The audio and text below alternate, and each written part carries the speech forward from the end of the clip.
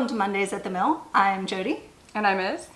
From Flower Hill Fleeces and Fiber Mill, and this is episode 4. Welcome back. Or if you're new, thanks for joining us today. Yep. Thanks for liking, subscribing, and commenting. We really appreciate it. Yeah, and shout out to Table 10 for sending some people our way. If you found us through Table 10, thanks so much for being here too. Yep. All right. You're wearing something new today. I am wearing something new. So this is the pattern that I've written for the Seal Valley Yarn Crawl, which is starting this week, coming week. This will be on display at the Oakmont Yarn Collaborative and will be offered as a free pattern. You can get the yarn for the pattern at the store, or we might have something special coming down the road. Mm-hmm. Yeah, that's great. So can you take it off and Sure. Let's look at it a little bit? Yep. So what did we decide to name this? this is going to be called the Switchgrass Cowl because it reminded me, just so we're clear, I had nothing to do with writing the pattern. I was just helping name it.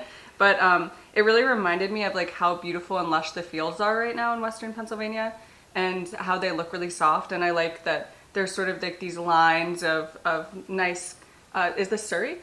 Yes, so there's 2 skeins of fingering weight yarn in this. One is a 80% merino, 20% nylon, and then the other is 100% Surrey alpaca. So The Surrey really reminds me of like the tops of the fields. Yeah, it's really fluffy. Yeah, and then this I think is sort of more the texture of those long grasses and stuff. So Yep. So and it's a big double wrap cowl because one of my favorite things in the winter time is to make sure that my neck and my head are covered when I head outside, because our farm is at the top of a hill and we get every bit of wind coming there is. So I like to be wrapped up in a lot of warmth. So yeah, it's a good length and it's a pretty easy pattern, right? To knit up? It's super simple. It's knits and purls.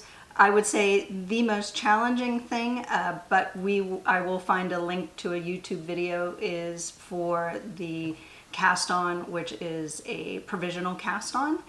But otherwise, this is a beginner pattern.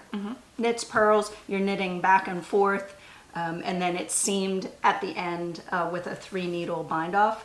But I think super easy and just a really luxurious knit to take you into winter, which start now and then it'll be ready once it gets cold. At least where we are. Maybe you're someplace warm, but for us, cold will be around the corner. Definitely, and it brings sort of like the coziness into the winter. Yep. So we went to Oakmont Yarn Collaborative this week and dropped off the skeins that you had dyed for their exclusive colorway. Yes. And that exclusive colorway is for the Steel Valley Yarn Crawl, correct? Yes. Yes. And so that will be on July 24th, which will be Friday of this week. So if this episode comes out on Monday, on Friday is the beginning of the yarn crawl, which is the first day that you can get these colors and the pattern that goes with it. The pattern will be available online, right? Yep. And then the colors will only be available in the store, and it's a limited run. So like we said last week, if you listened, definitely get there the first day if you're interested in these specific They open up colors. at 11 a.m. Yeah, 11 a.m.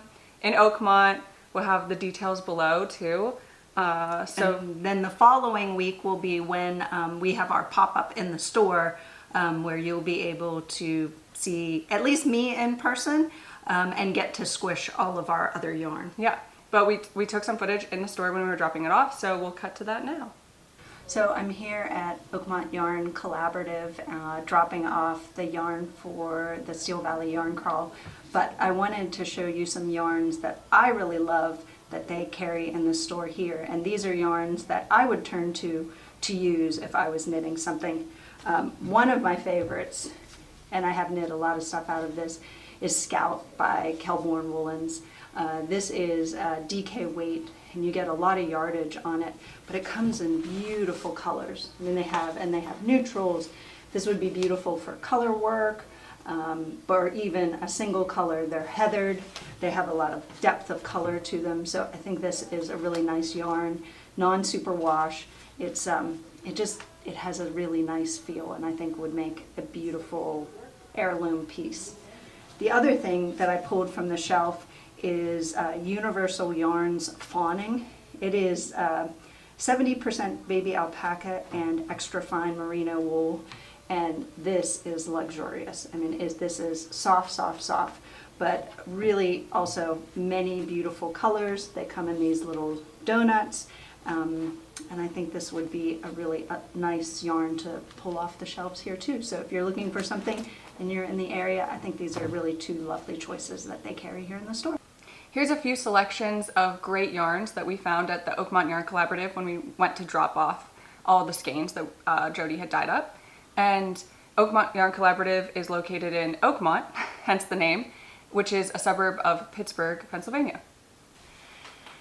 Becky and Yasmin are the owners of the shop, and I've been involved with the shop for many years now. I have dyed yarn for them, and I am also an instructor. I teach a variety of knitting classes there too. This cowl is the pattern that we'll be releasing on the first day of the Steel Valley Yarn Crawl, which is July 24th. It was made with 2 skeins of yarn, which is what I dyed for the store in their special colorway called I Can Buy Myself Flowers.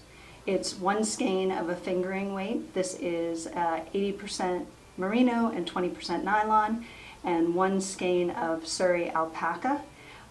It takes 1 of each of these, and it is a double wrap cowl, which you can bring over your head for the depths of winter. And I designed this because this is what I want to wear on the farm when it's really cold and I want to be wrapped up and feel really warm. It will launch free at the start of the yarn crawl. The store, so that if you want to be able to get these actual colors, the store opens on the 24th of July at 11 a.m. So make sure you get in here quick and grab these and make this.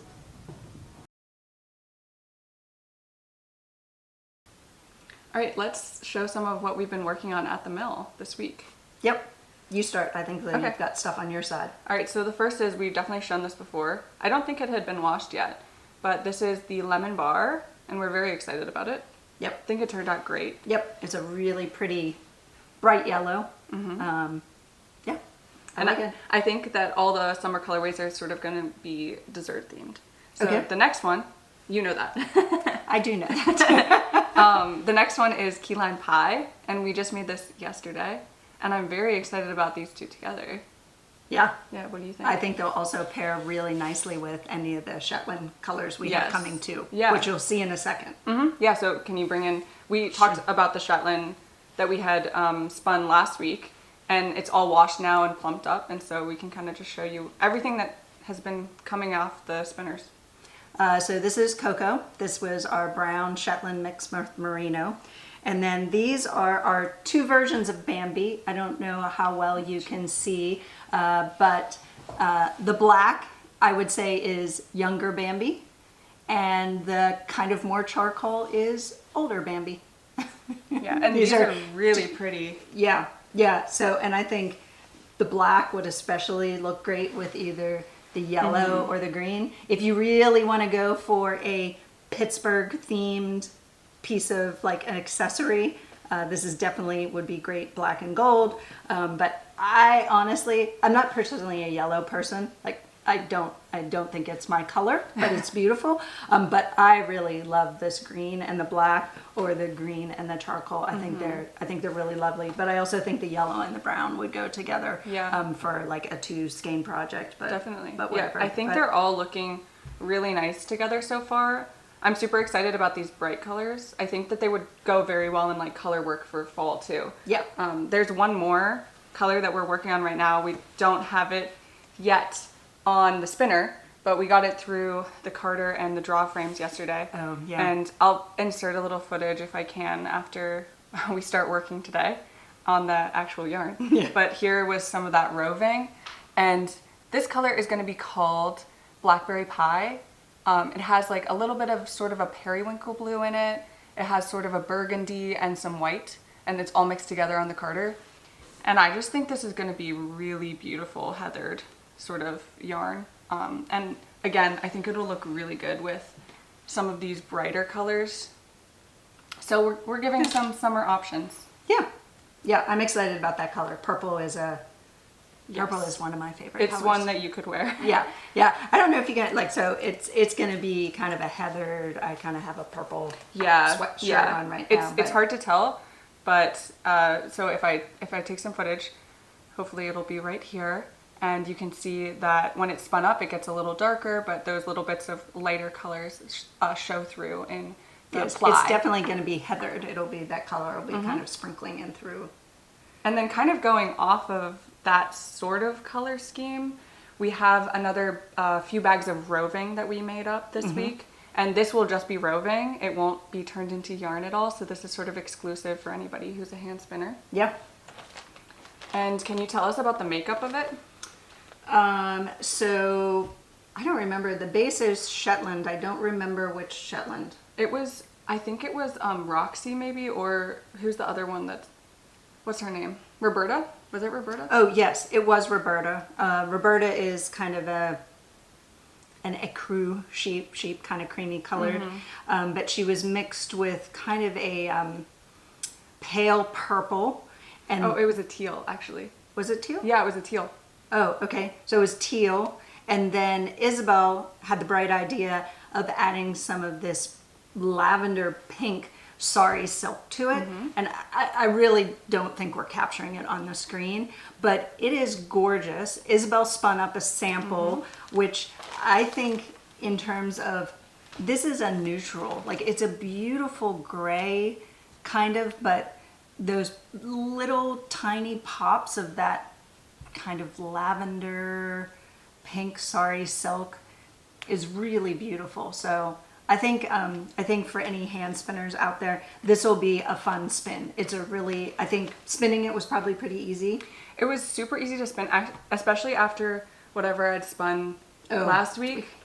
Yeah. Oh my gosh, I was recalling. I don't think that I'd ever spun like what's that sort of like roving braid that's sort of like commercially manufactured. Oh, well, I think what you had spun last time was a cheviot. It was a cheviot, yeah. I don't think this is going to be like a really smooth. Because it still had a little bit of lanolin in it. I think it was cleaned, obviously.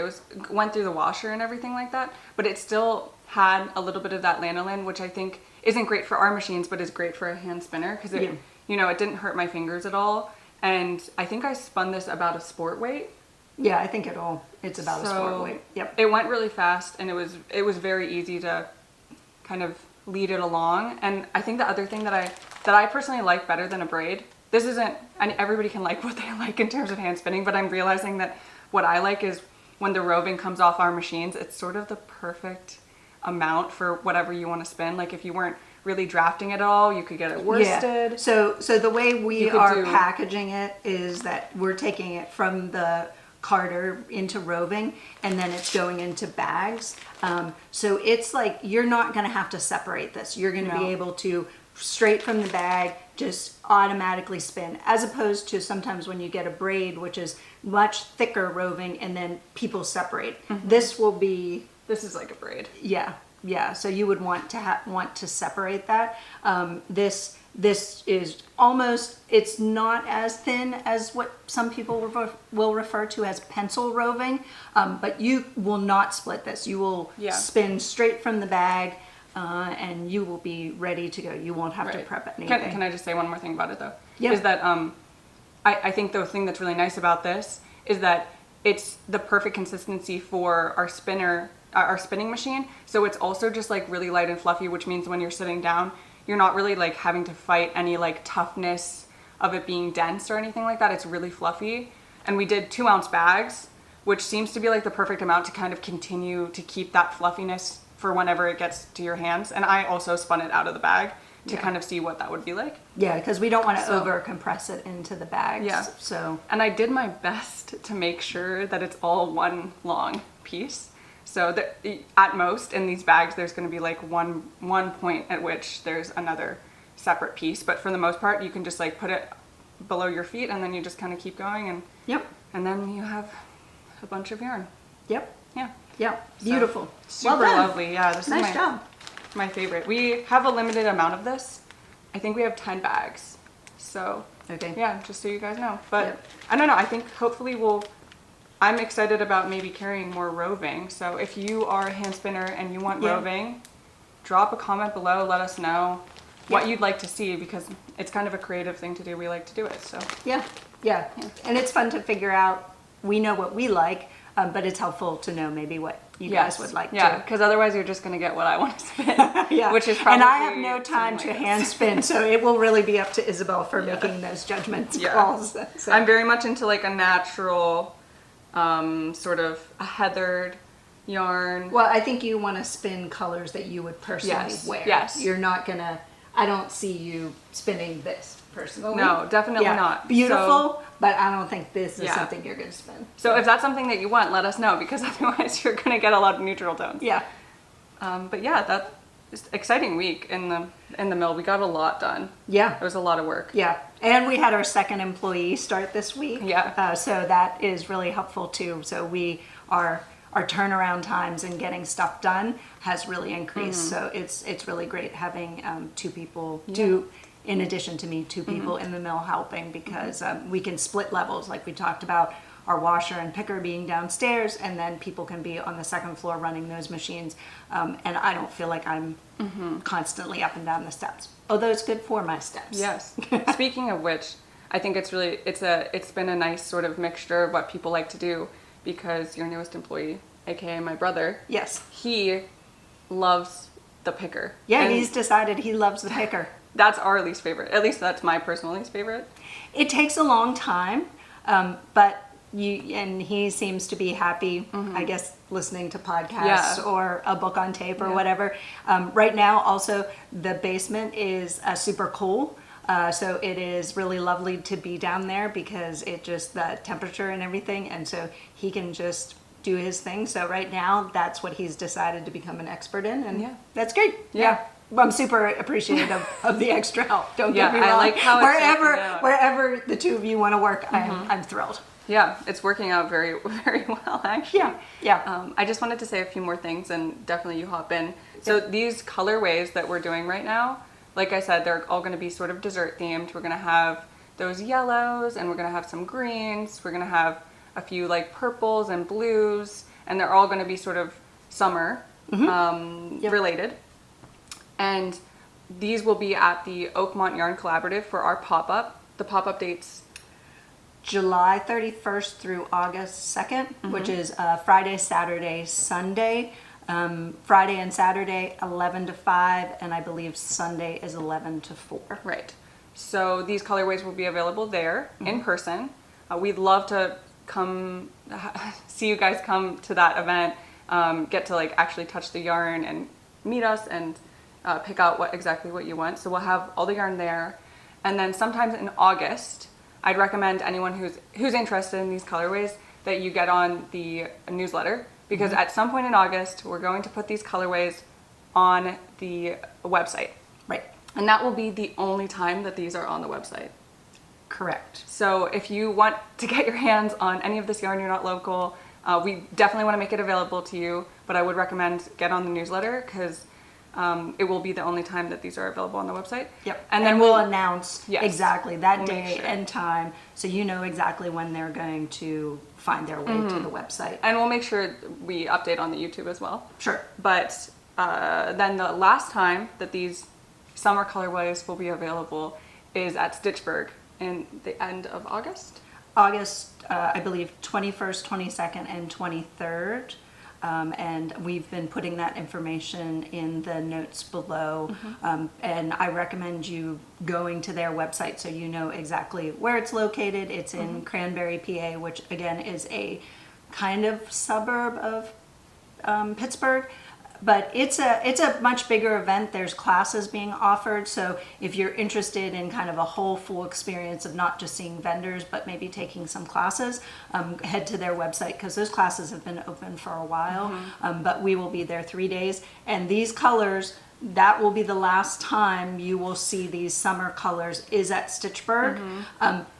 Unless there is anything left and they go back up on the website. But at this point, we're gonna close out summer with that event, and then we'll be moving into We're new gonna colors. move into fall. Yeah. New colors for fall, which we're already planning, and it's so exciting. It's great. Yeah. It's really fun to talk about what we want to move into. But if you see any of these colors like pass your screen over the next few weeks, just know that it's sort of limited, and I think that's the way that we're going to like to do it, and we're so appreciative of how like much people are liking the yarn that's coming out of the mill. Yeah. It's really awesome. But you can probably understand we're people who are very creative, and and we have like a lot of different interests, so doing this sort of where we can kind of thematically come together around an idea for each season and do drops, that seems to be what's going to make the most sense for us, at least for the next, you know, and through the new year. Yeah. And obviously we'll update if anything changes. But yeah, so we're going to kind of retire these colorways at the end of the summer that we've come up with. Yeah. But it's still super exciting. We're hoping that you guys want to get your hands on them. Yeah. And then the last sort of our news updates, things that are super good to know if you're interested in the yarn part of this, is that the pattern that you wrote up, Yeah, for the cow. like we said, it's going to be available for, will it be free? Yeah, it's free. The pattern will be free. The pattern will be free on the website. And after the Oakmont Yarn Collaborative sells out of all the stuff that they have in the store, we are going to drop on the website a limited amount of kits in a different colorway. Yeah, so in it won't be this colorway that they commissioned for the store, but it will be an equally beautiful, in my opinion, colorway. Yeah, more fall themed. More fall themed, and Yep. we're going to show it next week. Yep. So stay tuned for, you know, the colors that we're dyeing up for that small amount of kits. Yeah. But if you're not local to Pittsburgh, you can't make it to the yarn store, we do want to have like an opportunity For you to get a hand on something that is similar, and that way then you'll be able to knit it up yourself. But also, it's a free pattern, and if you have this stuff in your stash, Yes, use it. Use your stash. It's okay. I get it. I have a stash, and I make yarn, so no offense Yeah, no taken. pressure You at don't all. have to buy our kits, but we want to make them available for those Yeah. people who want to have something that's similar. Yeah. And we will probably preview that color in the next episode, so Yes. you can see. But those will be limited to. We're not going to dye up a ton of those. So. No. But another reason not to like belabor the point, but sign up for the newsletter, because we do like to make sure that people know when these things are happening, and we want to share it with those people. Definitely. Yep. So I think that's kind of all our business. Yeah. I think that's all the specific, like in the mill yarn, what we've been doing, because we've been really busy. I've been really happy with how much stuff we've been. Yes. Churning. And it's super exciting. There's going to be this summer colorway. We're going to have some exciting things on here and on Instagram too. So Yep. about this, we're super excited about all like the creativity behind the scenes of it all. Yep, it's great. And on that note, let's move to a farm update. What happened at the farm this week? We finally finished the new section of the pasture that we had shown previously, me putting up fencing. My husband finishing up that fencing, got all the electrical connected, so that it's safe for the girls to go out there, and we have some footage of me taking them out there, and we'll show that now. We're ready to move the sheep to the new pasture, so come along.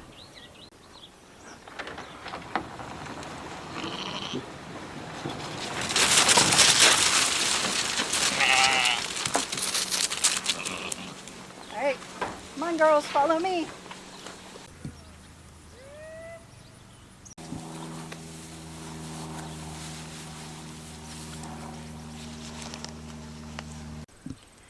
The sheep tend to be a little timid going into a new area that they haven't been in for a while, and we haven't had this pasture open since last summer. The puppies, however, are super excited because they now have access to the pond down there, and so they get to go swimming and run around, so we'll go check them out down there.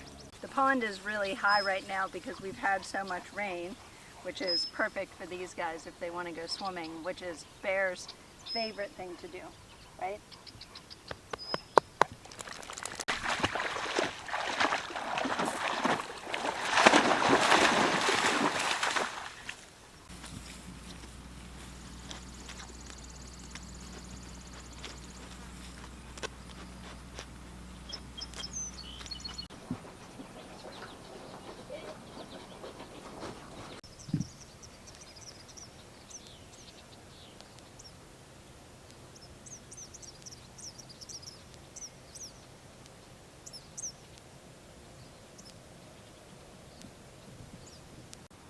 So the last thing that we wanted to do in this episode was kind of just give you a little bit more of an idea of who we are, especially you, because this is your business that you've been Yeah. kind of working on for like over a decade. So get to know a little bit about the knitting, crafting, spinning, all that stuff. And then also just some like silly personal questions too. So I'm calling this 20 questions. It's 20 questions. All right. And I'm ready. Yeah. So we'll just kind of jump into it. All right, so I'm gonna start with the like knitting and crafting stuff, which I'll probably answer less of those, but if I have an opinion, I'll chime in. Okay, yeah, The first please share one- your opinion too. And also, my mom has not actually read any of these questions yet, so you're gonna see whatever happens in the revealing of it. Okay. Remember, I'm your mom and that you love me. I will. Okay. I'll remember when I'm editing. Okay. All right, the first one is, what's an unpopular knitting opinion that you have? Whether it's about like a stitch or a cast on that you think is better or worse, and no judgment here, like everyone's allowed to have their own opinions, so. I guess, I don't know that it's a unpopular opinion. I just think swatching is important. Right. I know a lot of people don't want to swatch. You don't have to knit a 4x4-inch swatch. But if you want to knit a garment that fits, I do think it's important. I do think there are cheats, but I do think it's important. And when somebody says to me they didn't swatch for something, the knitting instructor in me feels like prickly on the back of my neck. Yeah. Or sort of like an I told you so moment. Yeah, or they say, I knit this and it didn't fit, and then I say, oh, did you swatch for that? Or did you measure as you were knitting to determine, like, were you on gauge or what you wanted your gauge to be? Is this gonna block correctly? Yeah. But also, you know what? I think knitting should be enjoyable. Right. So I honestly don't think that I have any sort of, I guess I would say I probably have more pet peeves than an unpopular Right. opinion. But hey, listen, if it makes you happy, the way you knit, like, feel free, go for it. But you're the type of person that before you knit a garment, you're swatching it. Generally, yes. Especially if it's a yarn I've never used before, in a needle size. I mean, I've knit enough that I don't have to do as much of it now than maybe before. Because also, I would say starting a knitting journal with details of what you're doing so that you can go back and say, oh, I knit this yarn with this size for a previous project and I have that gauge. Maybe you can do some guesstimate. But generally, yeah, I'm going to recommend that you maybe do a swatch. Gotcha. You have not yet passed that trait on to me, but I appreciate it as an opinion. Yeah. And probably good advice. Yeah. Okay, so then the next unpopular opinion I wanted to know is about like wool and fiber. Do you have any wool or fiber unpopular opinions? I wouldn't say like as an end result, but I do think that sheep farmers, sometimes if they've gone with one type of sheep, sometimes they can get a little Like pretentious about about the sheep that they raise, thinking that they are the best sheep. Yeah. Like they're the best wool, they're the best whatever. I raise Shetlands. I like Shetlands. Are there other great breeds out there? Absolutely. Do I like to knit or spin with those other breeds? Absolutely. I just don't want to get into this fight with anybody that like Shetlands are better than Corriedales or Corriedales are better than Merinos. Raise what you like. Yeah. It doesn't or the matter. Romneys or the Targies or what are the other ones we can name? Oh, I don't know. There's too many. There's like 200 breeds of sheep. Like pick the one you like that works in the climate you live in. Hair sheep versus fiber sheep. Some people aren't fiber people. They want a meat sheep. Exactly. Respect it. So that's the cool thing about sheep is there's a different breed for every sort of thing that you want to do. I will say that I do know I have like a farmer friend who raises multiple different type of sheep, and she's just kind of like whatever. Like I raise them, like I'll take them in. I got them all, and I think that's. But yeah, I don't feel like when I meet somebody and they raise a different sheep that I feel like to need any sort of competition. I don't feel any sort of competition at whatsoever. So I think that would be. Otherwise, besides that, I don't really have any. I think I don't have any unpopular opinion about wool or fiber personally. Okay, cool. Yep. Do I have I'm trying to just think if I have an unpopular opinion about wool or fiber. I think generally, because I'm less knowledgeable about all of this stuff, my unpopular opinion is that you don't need to know all the terminology. Oh, no, don't. It's like, don't even worry about if you don't know what like drafting means in spinning, or like the different ways that people do stuff. I don't know any of that, and I think I'm pretty good at it, you know? I don't need to know all the terms. It works for me. I think like, or having like your own little terms, that I'm kind of for that. Like, obviously it's good to have terms so people can talk about the intricacies when they're talking about challenges or what's going wrong or how to make something really good. But yeah, I'm for like, I'm kind of like a simple is better sort of person. Like, it doesn't. Like, I'm kind of like, hey, if it's making you happy and you understand it, like, do you need to know? Like, going back to the sheep, I don't know all the names for all the different types of characteristics, like of sheep colors on a Shetland. There's too many of them, and it's just not. I mean, it's important, but it's not important to me. So I think that's the same thing with like knitting in terms, like, you know, do whatever makes you feel happy. Right. And if you get it wrong, then maybe there's a different word, and somebody will tell you, and you just go, okay, that's great. Yeah. Yep. But I guess that's mine. Yeah. Same with like in sewing and stuff too, which I'm like, you know what? I hand draft every pattern. It weirdly works out for me. I don't know what the different terms are all the time, but I wear it. And it's great. As long as you're happy with the end result, that's all that matters. Exactly. I get compliments on my garments. So okay, moving on. That's the end of the unpopular opinion stage. So if you're still here after that, we have not yet offended you. What's your favorite knitting class that you teach? Well, I will say the class that I have taught the most, and probably is my favorite class to teach, is Fair Isle knitting or color work. I'm convinced, although it's not true, is that I feel like I have taught every person in Pittsburgh and the surrounding area how to do color work knitting or Fair Isle. It's a class I teach at Oakmont Yarn Collaborative, but every time we put it out there, I have a new crop of students. I think it's really fun to work with multiple colors of yarn and create a picture. You know, whatever it is, a simple picture or whatever. But it does teach you about how to manage different colors of yarn, like, you know, and whether you're a English style thrower or you're a continental picker. I give you lots of tips and tricks on how to manage that. But yeah, it's a class I've taught the most, and it's something I enjoy doing. So I think it's probably my favorite class to teach. Gotcha. Yep. Since we put a term out there, and I don't know the difference, what's the difference between English and continental? In like a few sentences. Basically, what hand you hold your yarn in to knit. So I learned to be an English knitter, meaning that I wrap my yarn with my left hand, with my right hand. Okay. If you hold or tension your yarn with your left hand, you're grabbing that yarn with the needle, and then sometimes they're called a picker. Oh my gosh, you're blowing my mind. I didn't know that anyone did that. Yeah. That's continental knitting? Yeah. Okay, I've never done that. At some point, I'll show you, because I can do both. You're in English. I was taught English, but I can continental. Okay, gotcha. I do both. Okay. Yeah. All right. Cool. The more you know. Yeah. And if you, in the future, don't know those terms, that's okay. I didn't until just now either. Yeah. Okay. The next question is, what's your favorite project you made in the last year? Okay, so I did bring it with me. She did tell me this question in advance. I like props, so if we could have a prop, I made sure she knew about it. So, this is the book club cardigan by Sorry Norland, and I probably should have buttoned it up. You talk, I'll button. Okay. It is a beautiful cabled sweater. I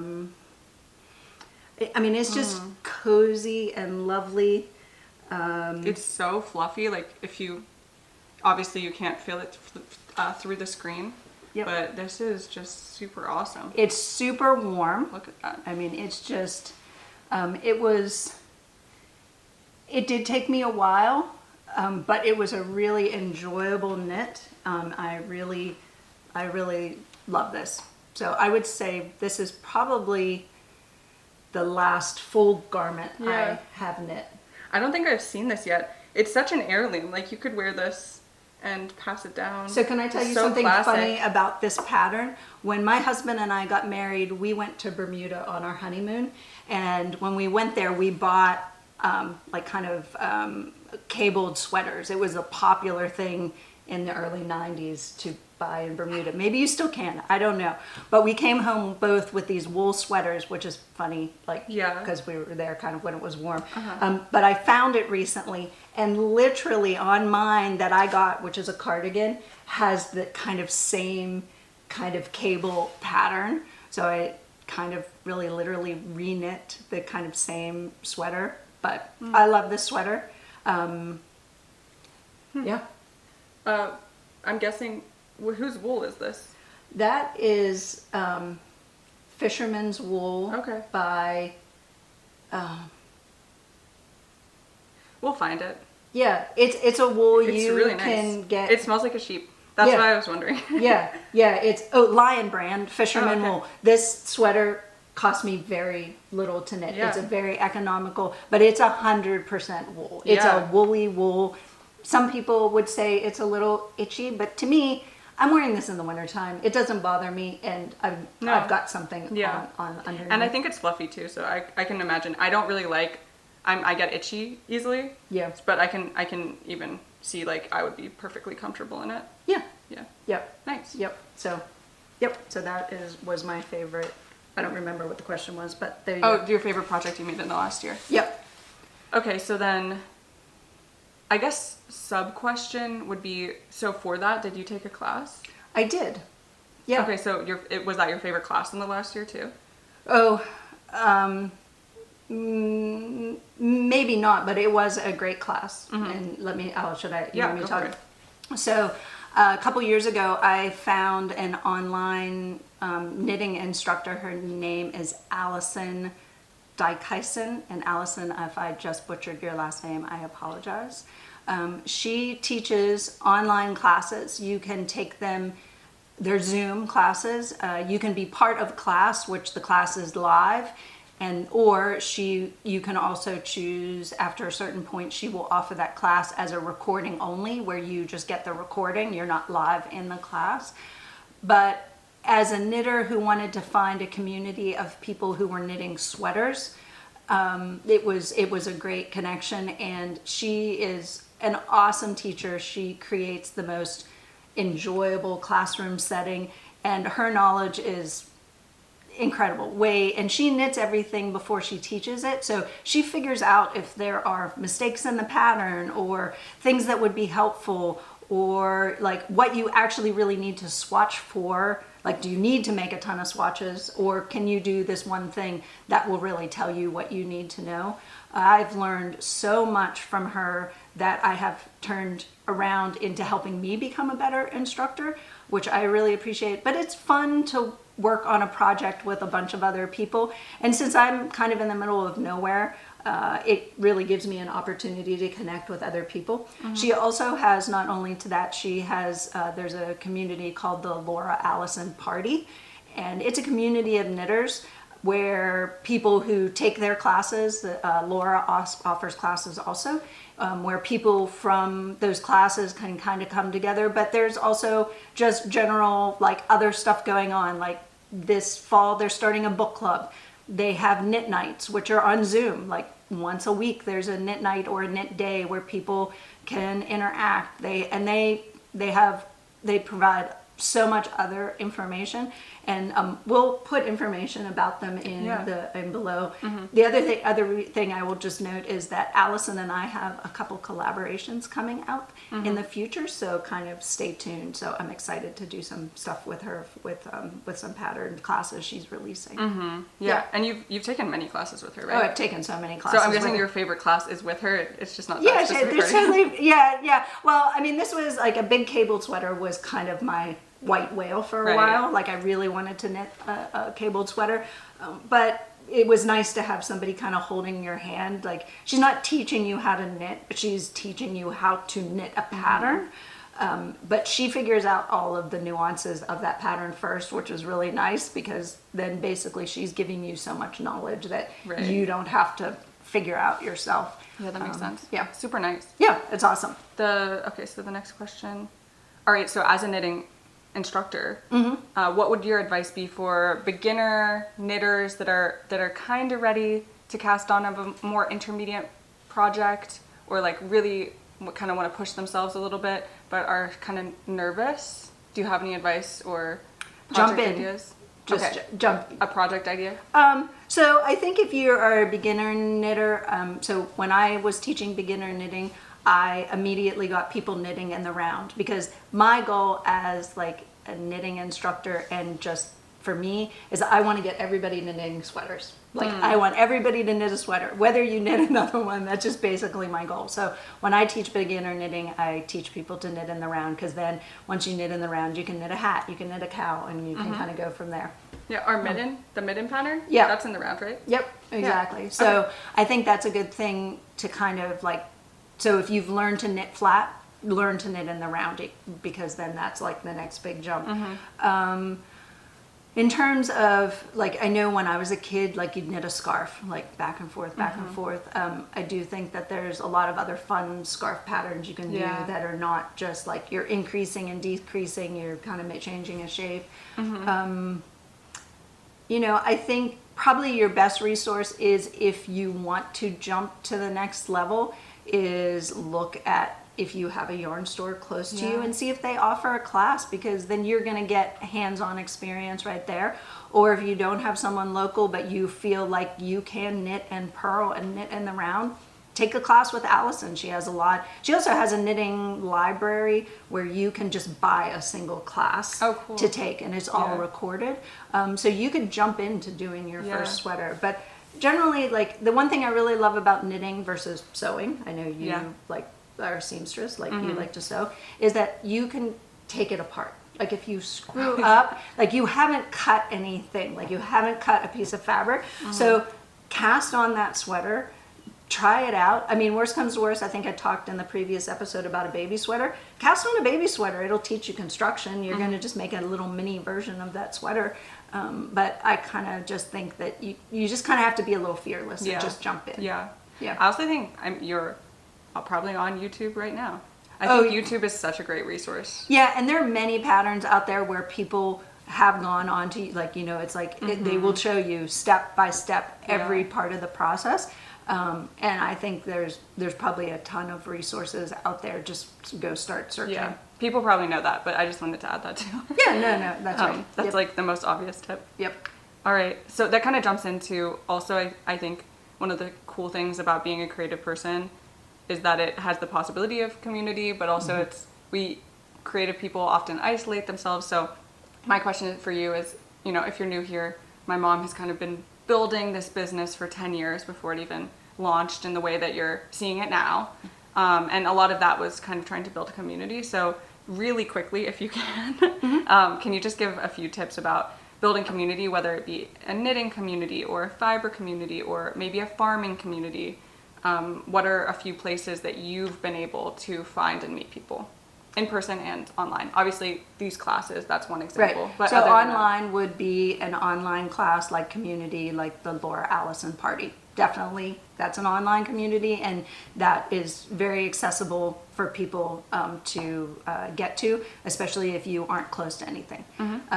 I would say the next would be is your local yarn store, or you know, if it's sewing, you know, whatever, is that there's probably a store somewhere, and most yarn stores tend to have a knit night or classes. And I think that's like one thing that I saw teaching some classes, especially like beginner knitting, is those people in those classes kind of bonded. And sometimes then they would become friends, and they'd start, you know, a text chain to show each other what they were making once they got through that class. So I think that's a good way. Knit nights are a great way. Like I know in Oakmont they have a knit night.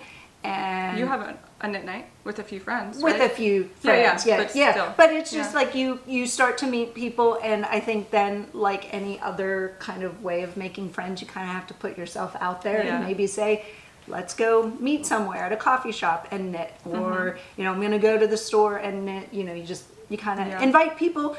Most knitters are like, yeah, I want to go knit some, you know, or craft somewhere with somebody.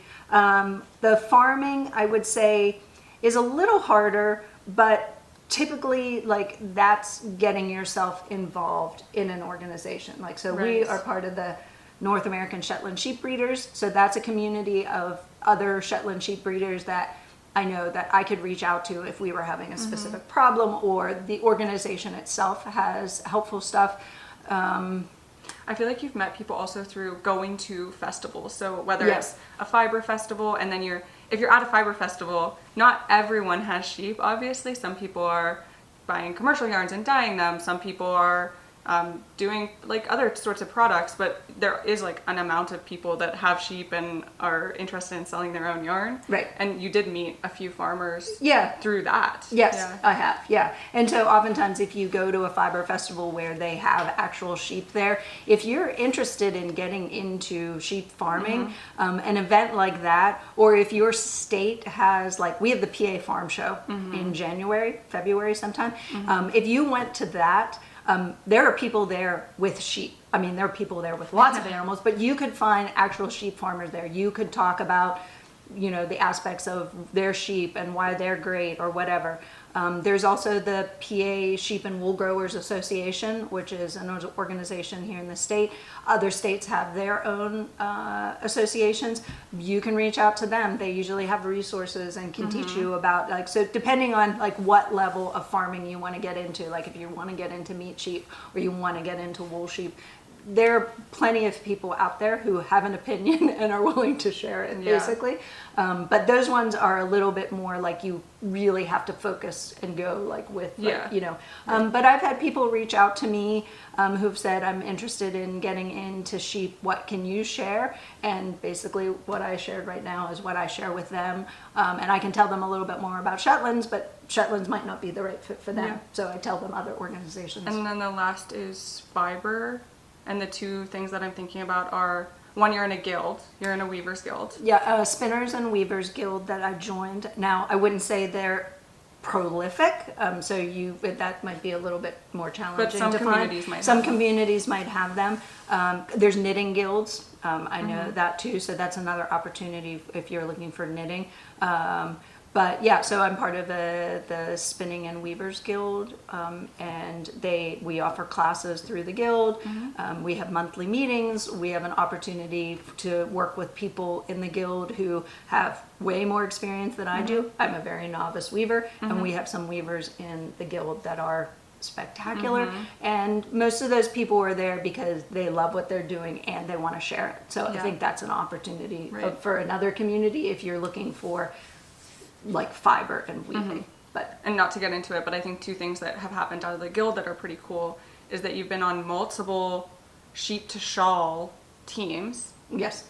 And then the other thing is that there's at least one or two members of your guild that work with 4-H as well. And so 4-H is, I think, if you have a lot of experience, you've done other things, and you want to help some kids figure out how to do things too. That's really cool. At the PA Sheep and Wool Festival that you ran, I should know the name of it. But there was a 4-H team that did a sheep to shawl, which was really cool.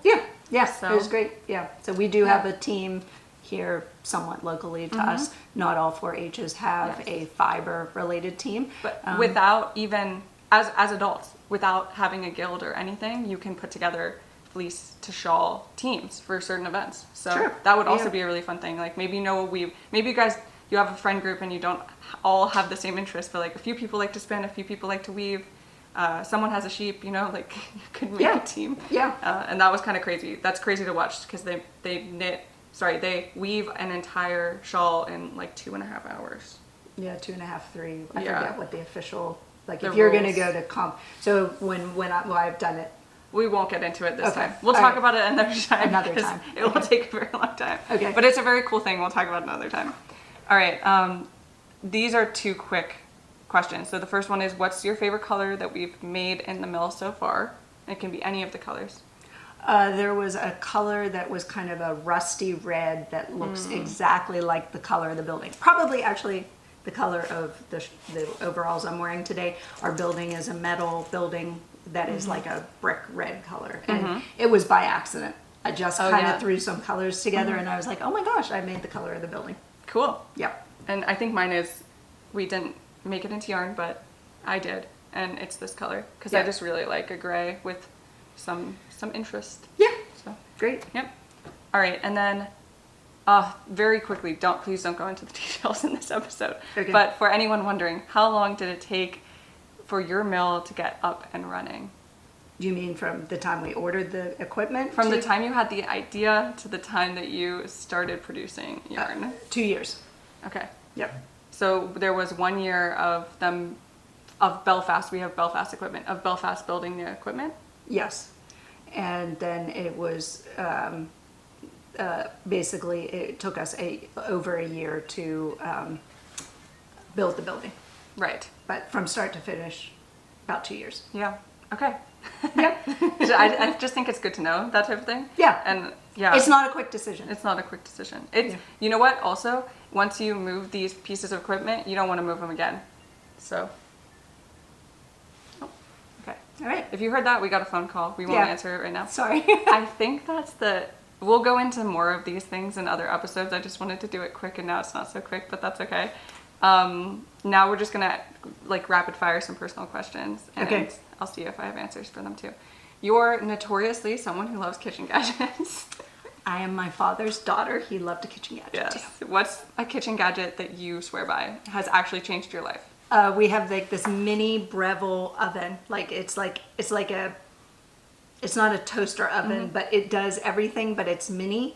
And now that it's pretty much just me and your dad, it makes life just so much easier than starting the big oven, which was broken for a while, and that's why we got it. And now I rarely use our other oven. Yeah, the TLDR of how they got the Breville mini oven was that you were hosting Thanksgiving, because you always host Thanksgiving Right. at the farm, and the oven broke like a week before Thanksgiving. Yes.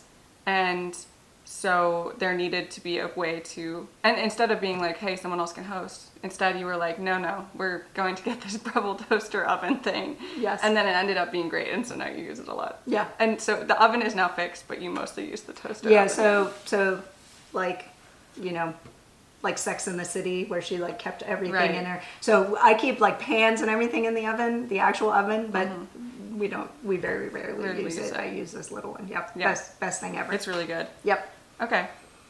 Let's see. What is your comfort show or comfort movie? So I probably have two comfort shows that I've watched multiple times, and one is The West Wing, and the other is Downton Abbey. Okay. So Classics. Oh, and Ted Lasso. I Ted would say Lasso. those are like my top three. Okay. Yeah. And Interesting. comfort movie. You could, I don't know if you're more of a movie person or a show person. I don't have a comfort movie, but I have movies like at Christmas time I have to watch, which is Right. Is it White Christmas? Yes. So White Christmas I have to watch every Christmas. Usually I'm wrapping presents while doing that. Besides that, I'm not a big movie Right. watcher. I think my comfort movie is The Little Hours, which has like Aubrey Plaza and Oh, okay. the, I forget some of their names. I'm really bad with celebrity names. That's Yes, a fun fact about me is I've met so many celebrities in my life and not known who they are and was accidentally rude to them because they were like sort of in the way. Of like, I'm sorry, I'm trying to get through. Can you move? And then people are like trying to like talk to this person. I'm like, why are you in the way? And then people are like, that was Jonathan Groff. How dare you? And I was like, I didn't even know. Like, he's cool, but I just didn't recognize him. But yeah, so I don't know all the names of the people in the movie, but I think that's a really good movie. Yep. Okay, another one is, what sports and activities did you do as a kid? I did no sports. I was not a sports kid. But And you grew up in the 80s? Yeah, generally in Okay. the 80s. Yes. I was not a sports kid. Sports was very different in the 80s than it is Right. now. Right. But I was a dancer. So I took dance classes from like the age of 11 through college, and went to dance classes multiple. Grandma and granddad had to drive me multiple nights of the week to the studio. So yeah, that was my big activity as a kid. And then band too, right? Yes. What could you play? I played the flute in like a symphony band, but then during marching band season, I was a majorette for 2 years. So I twirled a baton, and then for 2 years, I was a drum major. So I stood up in the front and directed the band. You did like that thing? Yes, I did do that thing. I kept Nice. everybody in. Cool. So you were in the marching band in the 80s. Yes, What- I was in the marching band in the 80s. You say that with like such kind of What a like- time to be alive. It was awesome. We had fun. No, it I know was- nothing about football. I was to many football games, but we didn't watch a football game. So, Yep. Yep. Cool. I also danced for most of my life, and you took me to the dance classes. Yes. And sometimes she would take a tap class too, which I thought was I took cool. an adult tap class. And it was a great place for you to knit. So you did a lot of knitting I there. sat a lot. I was weirdly, moderately okay at golf. So I was the captain of my golf team in Yes. high school. And I was your coach. For 1 year because there was major coaching mishaps. Yes. Terrible. But it was fun. And then what are the other things? I played basketball for a year. I was a cheerleader for a year. Lots of other things. Yeah. I feel like there was more. Oh, musicals. You did musicals too. Yes, I was Yeah. in musicals. Yeah. Yeah. You guys were all three of my kids were involved in musicals. Yep. Yep. So, yeah, pretty involved people. Yes. Yeah. Yeah. Okay.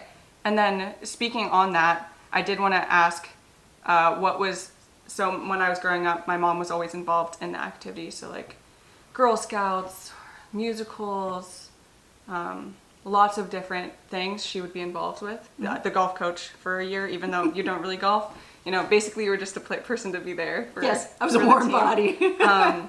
But so of the activities that you were involved with for us, me and my siblings, what was your favorite one? Musicals. Mm-hmm. Yeah. Yeah. And definitely. was your favorite thing like producing the musicals? Because there was a few years you produced the entire thing. Yeah, I mean, it was fun. It was challenging. It's kind of like herding cats. Yeah. A lot of high school students and Right. and parents. But yeah, but it was great fun. I'm glad I got to do it. I was glad because I got to be Yeah. close to what you Yeah. guys were doing, so Right. that was fun. And it's like 8 hours a day, Yeah, so- although trying to maintain letting them have their Yeah. fun, but it was a really fun thing that I did in my Yeah. high school years, and so it was fun to kind of be part of your Yes. years. I think this might be obvious since I'm an adult working for my mother, but I always liked that she was there and helping out and stuff like that. But yeah, what was your favorite musical that we were in? Like the musical itself, not the behind the scenes. We don't have to get into it. Okay, they did Les Mis. Les Mis was really Yeah. I think a good production. Yes, it was a And great production. My brother was Jean Valjean, Yes. kind of screams singing. Yes. And I was one of the stage managers. And my little sister, who was, at that point, we were in high school and she was in middle school, and she was also a stage manager somehow. Yeah. So Yeah. we had a great time. I'm not sure every single person liked how involved our family was, but we had Your a great dad time. made props. Like Oh, that yeah. was a musical that the entire Everybody was in, family yeah. was in. Yeah. So Yeah. very cool. Yep. Little fun fact. And then also, you actually can sew very well. You made a ton of costumes for the musicals. You made our Halloween costumes as kids. So you made other random costumes people wanted to have at different points in time. So do you have a favorite costume that you made when we were growing up? Well, it turned into a costume, but do you remember your brother wanted a very specific coat for one of his dances, like a fall. He wanted to look like Napoleon, right? Yeah, he wanted a Napoleon-looking jacket, and so I made a real one. It's 100% wool. It was lined. It was gorgeous, gold buttons and everything. And so then when the musical Les Mis happened, the woman who was the costume in charge of costumes, we were talking, and I said, "Oh, I have this jacket." And so she did a little bit of changes to it to make it look, but he wore it then again in the musical, and so we still have it. I mean, at some point I can pull it out. We can show it. It is kind of like it was pretty intense. epic. My mom at the time was like, "I can't believe you're doing this," but she did the same for us, so she totally understood. So yeah. All right. And then this is quick, but when did you get the farm? So we live on a farm. yeah. Or you live on a farm. We purchased the property in 2005, and then we moved here permanently as a family in 2013. Yeah. And how did Dad find the farm? So kind of a little bit pre-internet searching for property. We had a newspaper that was called the Horse Trader. Horse Trader. Yeah. And every weekend he would look in there to find out if there was property for sale. And it came up for auction, and that's how we came up. And you guys were little, like 5. I was 5. 3. You were 5? Mm-hmm. So Sam was about 7. I think Georgia was like around 2. She was like 18 months. Yeah, something like that. We came up to the auction. I kind of like kept the kids busy while my husband went up to where the auctioning thing was happening. And then all of a sudden he came down and he was like, "We bought a farm." Mm-hmm. And I was like, "Okay." And I remember because there was, by the house was an orchard of plum trees. Mm-hmm. And we were just like the whole day eating plums. Yeah, because it was August. Yeah, so it was August. Yep. Yeah. And then a few years after that, there was this like black rot went through Pennsylvania. It was like a blight. Yeah, and so they aren't around anymore. But they were really good. Yeah, they were Italian prune plums. They were delicious. Super good. Yeah. Yeah. All right. The other, let's see. Okay, this is another kind of farm related question. Let's name all the animals that we've had on our farm, because there's been a lot of eras. Yes, we've had turkeys. Turkeys, and those turkeys were found at our elementary school in the suburbs, and then they didn't know what to do with them, so then we took them. They didn't know who else to call, and the principal called me and said, "We know you own a farm. Will you take Can these you come and turkeys?" take these turkeys?" We didn't know anything about turkeys, but that's a whole, Yeah. it's a deep story. But anyways, so we've had turkeys. We raised quail one time. Yes. For the turkeys, we even incubated their eggs 1 year and hatched baby turkeys. Oh, that's right, we did. Which was crazy. And the little story is that I don't know, maybe 6 or 7? 7? I don't know. I don't remember. Young enough, I don't really I recall the story, but I was maybe in 1st grade. And we never turned the eggs. So you were like, they're never going to hatch. Like, you were like, you can have the eggs in the incubator, small children, but when, like, I'm not doing anything.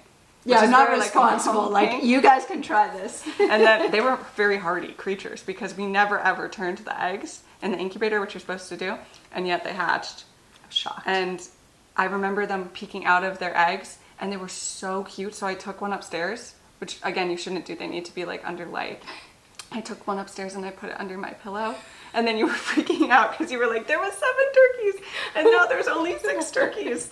And then I didn't want to tell her that I stolen the turkey, so I brought it back downstairs and I put it back in and just made her think that she had gone crazy or something. Thanks. Yeah. Okay, so what else have we? We had quail. We've had ducks. We've had multiple ducks. We've had dogs the whole time. Yeah, we've always had dogs. Yes. Throughout the... We've had horses. Mm-hmm. And we've had sheep. Mm-hmm. I think that's pretty... There was a short period of time in which there were bunnies. Yeah. But someone just like basically dropped off at the house. Yeah. Yeah. As little kids, we were also allowed to bring pretty much any animal we wanted short term into the house. So there were lots of terrariums.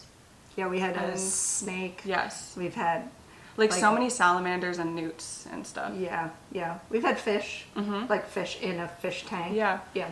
So many animals. Yeah. The story about the snake is that it was just like a little baby black snake. It wasn't very long. It was like, I don't know, maybe like 6 inches. And it was very tiny. Yeah. And my brother had it in a terrarium in his room, but it got out of the cage and I woke up and it was in my bed one morning and that was horrifying. Yeah, I can still hear that scream. Yeah, I was downstairs and the bolting up the steps. Yeah. Like, it must have known I'm very afraid of snakes, and so yeah, that luckily he didn't bring home a snake after that. Yeah, I think we did put a kibosh on snakes after that. Yes.